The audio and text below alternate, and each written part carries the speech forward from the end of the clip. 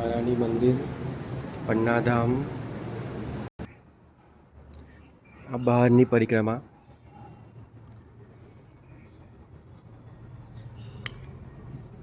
અહીંયા મહારાણી મંદિર એટલા માટે કહેવામાં આવે છે કે તે જ ગૌરી હતા જે આપણી અમલાવતીની આતમના અંતર ધ્યાન થયા પછી અહીંયા જ એમને બેસાડવામાં આવ્યા હતા.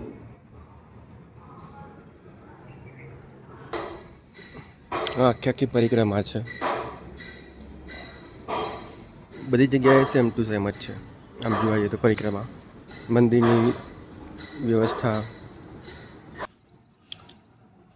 શ્રી 108 બાયજુરાજ મહારાણીજી કા મંદિર.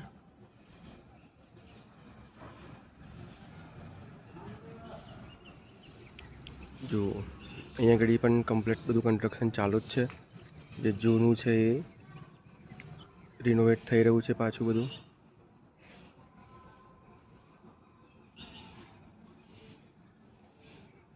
આની બિલકુલ પાછળ મરઘટ કહેવામાં આવે છે કે જ્યાં જેટલા પણ સુંદર સાથ હોય એનું અંતર ધ્યાન થાય તો પછી એમને ત્યાં જ એમને શરીરને ત્યાં જ કાં તો સમાધિ આપી દેવામાં આવે છે.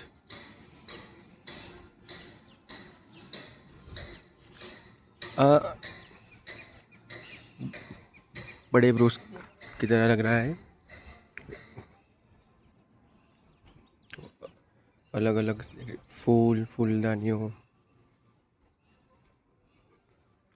આ હોજ કોસર જેવું બનાવવાનું શોભા પ્રયત્ન કર્યો છે.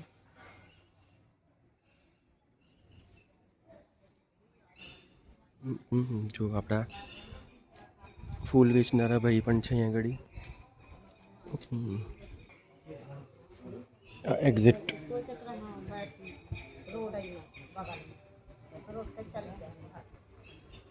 થોડુંક આગળ જઈએ ને તો કિલકિલા નદી આવે છે.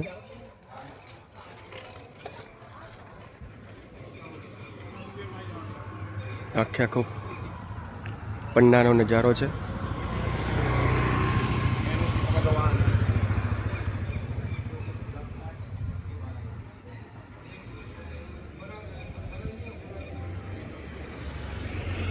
એટલું મોટું પંડા નથી અને ખાસી બધા કોઈ રહેતું પણ નથી આવે અહીંયા આગળ.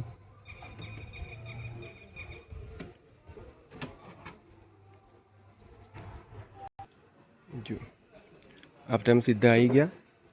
આમ જોઈએ તો આપણું ગુજરાત ભવન આવે, દેવચંદ્રજી ભવન આવે અને આપણા સદગુરુ દેવચંદ્રજીનું ઘર. આ રસ્તો પણ જઈ શકે છે સીધો નગાડા ગેટ પાસે.